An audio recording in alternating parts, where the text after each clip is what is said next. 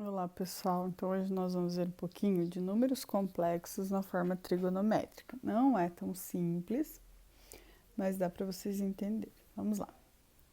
Então, primeiro, lembra que o número complexo ele é na forma A mais BI. Então, esse é o plano de Arnold Gauss. Ele disse que o eixo horizontal nós vamos chamar de eixo real e eixo imaginário é o eixo vertical. Lembra que antes era x e y, agora nós temos eixo real e eixo imaginário. Então, se eu quero achar um número complexo nesse plano cartesiano, eu vou ligar a parte real com a parte imaginária. Então, trouxe um exemplo aqui para vocês. Se eu tenho número complexo 2 mais 2i, eu pego 2 do eixo real, 2 com o eixo imaginário, vou ligar e vou ter o ponto z, certo? Esse é o número complexo z. Ele está no primeiro quadrante. Então, nós temos primeiro, segundo, terceiro e quarto quadrante. Igual nós tínhamos quando a gente trabalhava com os ângulos. Bom, então, nós temos alguns conceitos importantes. Então, todo número complexo tem parte real e parte imaginária. Se ele for um número real, ele vai ficar em cima da linha do x. Por exemplo, se o z for igual a 5, ele vai estar mais ou menos aqui. Então, ele vai ser um número real, então ele não vai ter parte imaginária. Ou se ele fosse tipo menos 4i, então ele estaria na parte de baixo, porque é negativo, lembra? Positivo, negativo, positivo, negativo.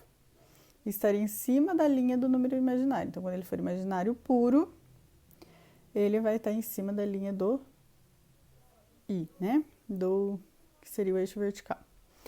Depois nós temos o módulo. O que é o módulo? É a raiz quadrada de a mais bi. Tá, volta aqui na figura. O módulo significa essa distância entre o número complexo e a origem do plano cartesiano. Se vocês notarem, quando eu faço esse risco aqui que liga, ele fecha um triângulo aqui. E esse triângulo seria o triângulo pitagórico. Eu posso ter um ângulo 90 graus aqui e eu faria um Pitágoras. Então, o módulo nada mais é que a fórmula de Pitágoras para eu achar essa distância aqui, ó. Então, olha nosso exemplo numérico. Eu tenho o z, tá aqui, 2 e 2, né? Eu quero saber essa distância. Como que eu faço essa distância? Pitágoras, quadrado, 2 ao quadrado, mais 2 ao quadrado, vai ficar a raiz de 8. Então, se eu fatorar, né? Se eu dividir pelos primos, eu vou ter 2 raiz de 2. Então, essa distância é 2 raiz de 2. Ou também, nesse caso, como os dois lados são iguais, é a diagonal de um quadrado. Bom, depois do módulo, nós temos o conjugado, que nós estudamos nas últimas aulas. Conjugado troca o sinal só da parte imaginária. Então, nesse caso aqui eu não fiz no exemplo, mas seria conjugado 2 menos 2i. E agora, para a aula de hoje, que nós estamos vendo na forma trigonométrica, nós temos o argumento. O que é o argumento? É o ângulo. É o ângulo que forma daqui, ó, do eixo real com o ponto Z. Então, esse ângulo aqui que eu quero saber, qual o tamanho desse ângulo? Para eu saber o tamanho desse ângulo, eu preciso fazer argumento. Para fazer argumento, eu pego tangente, que é B sobre A.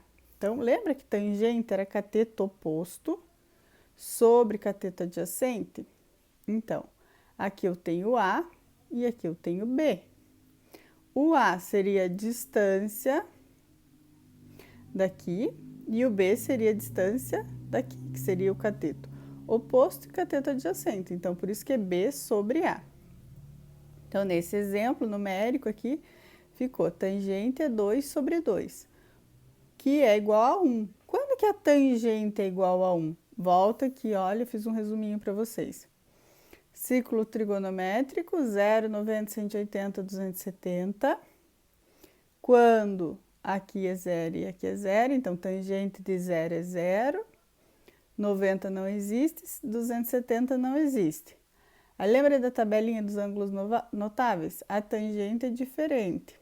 Raiz de 3 sobre 3, 1 raiz de 3. Então, nós temos tanto tangente de 0, 90, 180, 270, 30, 45, 60. Só que vocês lembram dos ângulos simétricos, por exemplo? Se você sabe que tangente de 45 é 1, você sabe também a tangente de 135, 225 e 315, porque eles são simétricos. Então, todos esses são iguais. O que acontece? Troca o sinal só. Então, nós precisamos lembrar dessas situações aqui. Então, isso é um resuminho da parte de trigonometria, ângulos notáveis.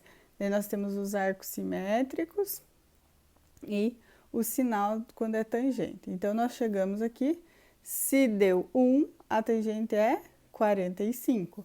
Como ele ficou localizado no primeiro quadrante, então é 45 certinho. Se tivesse no segundo quadrante, a gente ia falar que é 135, que daí é simétrico. Espero que vocês tenham entendido. Qualquer coisa, depois eu faço mais exemplos sobre isso.